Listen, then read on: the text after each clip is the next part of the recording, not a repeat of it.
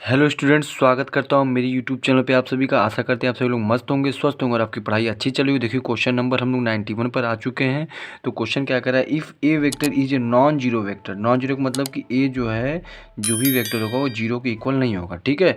तो A vector is non zero vector, then A vector dot I into dot I A vector dot J dot into J A vector dot K किसके equal होगा, ठीक है। तो देखिए हम लोग मान लेते हैं, let A vector is equal to A I cap plus B J cap plus C K cap, ठीक है। हम लोग इसको मान लेते हैं, ठीक है। आगे चलते हैं हम लोग। तो अब जब इसको हमने मान लिया तो अब इसको हम लोग ए से ए वेक्टर से आई का मल्टीप्लाई कराते हैं। तो जब इसका मल्टीप्लाई करेंगे तो ए इंटू, ध्यान दीजिएगा मैं लिख रहा हूँ, ठीक है, ए इंटू आई vector plus B into J into आई वेक्टर, आई कैप, सॉरी वेक्टर नहीं, आई cap plus C K cap into आई, ठीक है। तो एक बात ध्यान आपको होगी, क्या ध्यान होगा कि अगर आई के साथ डॉट प्रोडक्ट होता है, जे के साथ डॉट प्रोडक्ट होता है, के साथ डॉट प्रोडक्ट होता है तो इसकी वैल्यू 1 होती है।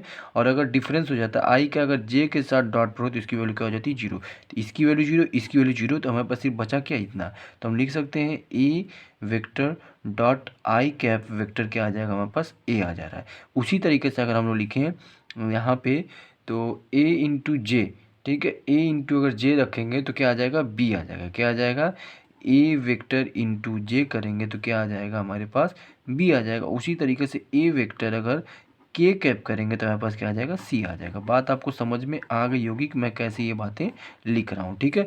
अब हम क्या करेंगे, वैल्यू इसमें पुट कर देंगे। तो अब ध्यान दीजिए, वैल्यू जब पुट करेंगे तो यहाँ पे इसकी वैल्यू क्या करेंगे, ए इंटू आई हो जाएगा। फिर इसकी वैल्यू इसमें करेंगे तो क्या आ जाएगा, बी इंटू जे हो जाएगा।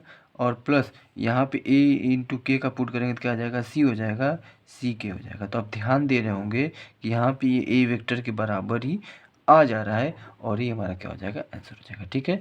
ये इसकी किसके इक्वल आ जाएगा, ए वेक्टर के इक्वल है। जो वेक्टर था उसी को वो इक्वल आ जाएगा इसको सॉल्व करने के बाद। उम्मीद करते हैं कि ये क्वेश्चन आपको अच्छे समझ में आ गया होगा, बहुत अच्छे समझ में आ गया होगा। तो अगर मेरे चैनल पे आप नए हैं तो मेरे चैनल को लाइक शेयर एंड सब्सक्राइब करते रहें और ढेर सारा प्यार देते रहें। Thank you so much.